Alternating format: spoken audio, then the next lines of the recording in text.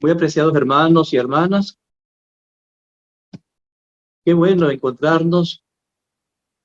El encuentro es muy importante y muy valioso porque de esa manera estamos intercomunicándonos y nos apoyamos y nos ayudamos mutuamente. Quiero primero pues dirigirme al Señor agradeciéndole este día que nos ha regalado, bendiciéndolo y glorificándolo, diciéndole a Él que aquí estoy como su discípulo, con mis imperfecciones, pero estamos luchando y tratando pues de seguirlo, así como Él nos pide a nosotros ser sus verdaderos discípulos. Gracias, Señor, porque me das la oportunidad de ser ese discípulo. Fórmame, Señor, transfórmame, renuévame, hazme verdaderamente ese discípulo que por las propias fuerzas no es posible, que por mis propias capacidades no es posible, pero en ti, Señor, todo sí es posible. Por tu gracia podemos todo y puedo yo ser tu discípulo. Gracias, Señor. Queridos hermanos y hermanas, este día quisiera tomar algunas palabras de las conclusiones de Aparecida, que creo que en este proceso en el que buscamos la sanación y la liberación en nuestras vidas, nos puede ayudar, porque hay cosas que no requieren acciones demasiado extraordinarias, sino que entrar dentro de un proceso que inicia por algo. Y creo que lo más liberador que puede haber es entrar dentro de ese proceso, dentro de un proceso en el cual, partiendo de cero, vamos poco a poco logrando ser esos discípulos de Jesús. En el número 278 de Aparecida se nos habla del proceso de formación de los discípulos misioneros. Dice que los discípulos tienen una vocación y un compromiso que parte de Cristo. Requieren una clara y decidida opción por la formación. Cristo es el maestro, Cristo es el formador, Cristo es el que nos va formando a nosotros. Y Jesús invitó a seguirlo, a todos nosotros. A quienes aceptan seguirlo, los ha introducido en el misterio del reino de Dios. Y después de su muerte y resurrección, los envió a predicar la buena nueva en la fuerza de su espíritu. Vemos pues que este es un proceso. Primero comienza por algo, y ese algo es lo que vamos a ver ahora, para seguir después un itinerario. Vemos también que el Señor despertaba las aspiraciones profundas de sus discípulos, los atraía, los llenaba de asombro. Es que la vida del cristiano por ahí parte, por llenarse de asombro, de maravillarse de las cosas de Dios. El seguimiento es fruto de una fascinación que responde al deseo de realización humana, al deseo de vida plena. El discípulo es quien, apasionado por Cristo, a quien reconoce como el verdadero, como el maestro que lo conduce y lo acompaña. ¿Cuáles son los aspectos de este proceso, de la formación del discípulo? Aparecida menciona 5 aspectos que sería bueno revisarnos a nosotros, a ver si nosotros estamos llevando ese proceso. Si nosotros nos hemos convertido en auténticos discípulos de Cristo. El primer aspecto, el primer momento es el encuentro con Jesucristo. Quienes serán sus discípulos y lo buscan, pero es el Señor quien los llama, sígueme, son los que se encuentran con Cristo. se ha de descubrir el sentido más hondo de la búsqueda y se ha de propiciar el encuentro con Cristo que da origen a la iniciación cristiana. Se ha de propiciar el encuentro con Cristo. Muchas veces o nosotros hemos sido llevados a Cristo o nosotros nos convertimos en instrumentos de Cristo para llevar a otros hacia el mismo Cristo, para llevarlos al encuentro con Cristo. El cristiano no puede estar estático. El cristiano que se encontró con Cristo lleva a Cristo a los demás.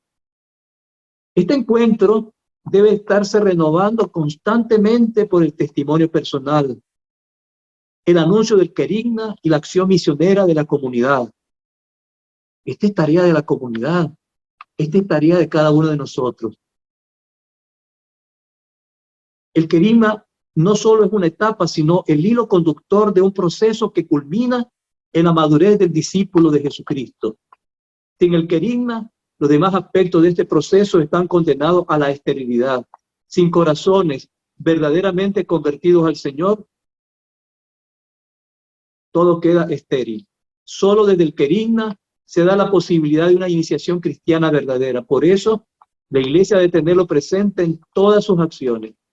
Todo lo que hace la Iglesia tiene que estar siempre impregnado por el querigma. Por ahí se inicia la vida cristiana, por ese encuentro con Jesús suscitado por el querigma, suscitado por ese momento en que nosotros nos encontramos de manera personal con Jesucristo. Ya el Papa San Juan Pablo II decía: un encuentro de ojos abiertos y corazón palpitante con el Señor resucitado.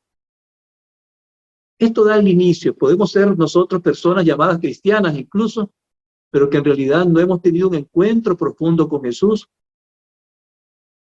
Y entonces pues no estamos completamente enamorados de Él, no estamos fascinados, no estamos asombrados de Él. No hemos iniciado ese proceso. Por eso ahora tenemos que preguntarnos si realmente en nosotros ya existe ese enamoramiento de Jesús. Ya estoy tocado, ya estoy completamente en un verdadero encuentro con Jesús. Si me lo he encontrado en mi vida. Pienso en esas grandes vocaciones de los profetas, de San Pablo, etcétera, que precisamente por ahí empiezan, por ese impacto del encuentro con Jesucristo. La pregunta principal es: ¿yo ya me encontré con Jesucristo? Puedo decir, estoy enamorado, como dice el canto, pero ¿realmente estoy enamorado de Jesucristo? Solamente el que está enamorado de Cristo tiene deseo de servirle a Él, lo busca, lo ama. A Pedro le preguntará: Pedro, ¿me amas? Sí, Señor, tú sabes que te amo. Ya está tocado, ya él ha tenido un encuentro profundo con Jesucristo y ahora puede responder: sí, Señor, tú sabes que te amo. Otro aspecto es la conversión. Es la respuesta inicial de quien ha escuchado al Señor con admiración, cree en Él por la acción del Espíritu, se decide a ser su amigo e ir tras de Él, cambiando su forma de pensar y de vivir, aceptando la cruz de Cristo, consciente de que morir al pecado es alcanzar la vida. En el bautismo y en el sacramento de la reconciliación se actualiza para nosotros la redención de Cristo. ¿Hemos dado un paso de auténtica conversión en nuestra vida? ¿Ha habido una verdadera conversión? Ciertamente que la conversión nunca termina. La conversión es para siempre. Debemos estar en un estado permanente de conversión. Sin embargo, pues tiene que haber algún momento en que dimos esa vuelta fuerte, un cambio profundo en nuestras vidas.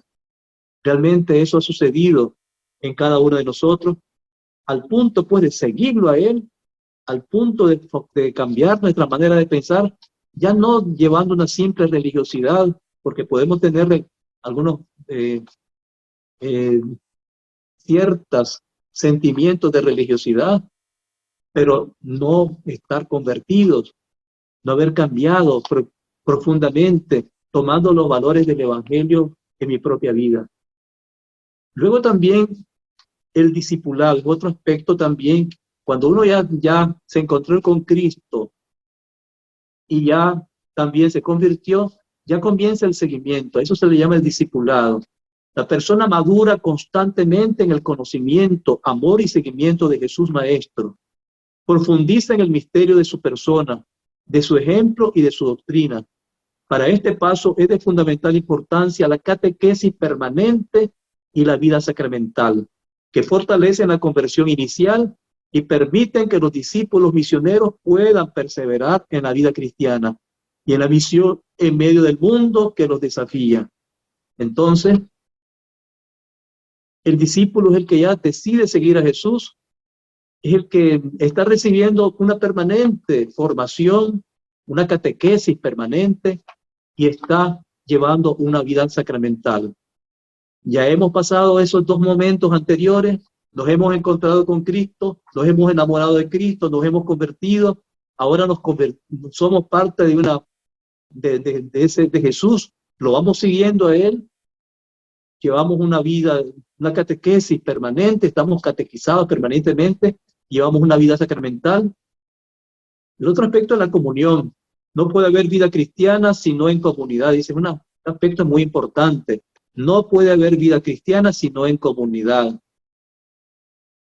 Entonces tendríamos que preguntarnos si somos de los cristianos que llevamos nuestra vida cristiana de manera demasiado individual, que podemos tener aspectos muy buenos, sin embargo, no estar viviendo en su plenitud nuestra vida cristiana, no estar insertados en una comunidad, comenzando esos círculos que debe ser la familia como una familia verdaderamente cristiana, en la parroquia, o en otros tipos de comunidades, por ejemplo, de vida consagrada, comunidades de base, y otras pequeñas comunidades y movimientos también. Estamos insertados en algo. ¿Cómo podemos crecer solos, solitarios?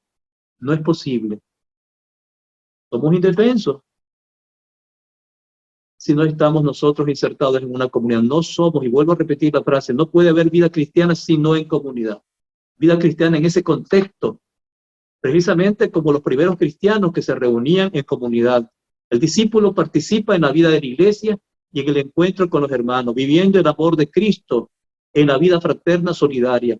También es acompañado y estimulado por la comunidad y sus pastores para madurar en la vida del Espíritu. La idea es entrar en una mayor madurez y en una mayor comunión con los demás, que nosotros vivamos la vida cristiana en comunión con los demás hermanos. Y por último, la misión. El discípulo, a medida que conoce y llama a su Señor, experimenta la necesidad de compartir con otros su alegría de ser enviado, de ir al mundo a anunciar a Jesucristo, muerto y resucitado, a hacer realidad el amor y el servicio en la persona de los más necesitados. En una palabra, a construir el reino de Dios. La misión es inseparable del discipulado. El discípulo no puede darse el lujo de quedarse sentado, por lo cual pues debe entenderse como una etapa posterior no debe entenderse como una etapa posterior a la formación, hasta que ya me formé, hasta que ya llevo varios años de estar insertado en una comunidad, hasta entonces voy a empezar la misión. No, desde que ya empiezo a ser discípulo de Jesús, ya debo estar trabajando en la tarea de ser discípulo, de ser también misionero. Estamos llamados a ser cristianos misioneros. Así se puede entender, pues, el cristiano ya mucho más maduro, el que es capaz de poder dar, de dar a los demás lo que se recibió, ese amor de Dios, eso que uno se ha encontrado en la vida, que Jesús ya nos resiste en hablar, en decir, ya siento la necesidad de hablar de Jesús, del amor de Dios, de todo lo que el Señor ha hecho, pues, en mi propia vida. Así se logra la maduración humana y cristiana, y así se logra, pues, el proceso de llegar a alcanzar una verdadera madurez en la vida cristiana. Así, pues, nosotros vamos a estar más fuertes, vamos a poder defendernos ante las amenazas y fuertes dardos incendiarios también del enemigo, porque el cristiano que está bien formado y sobre todo formado por Cristo, El cristiano que va llevando este proceso está mucho más protegido. Y es una persona pues que está lista para poder dar ese testimonio que Jesús quiere que demos a los demás.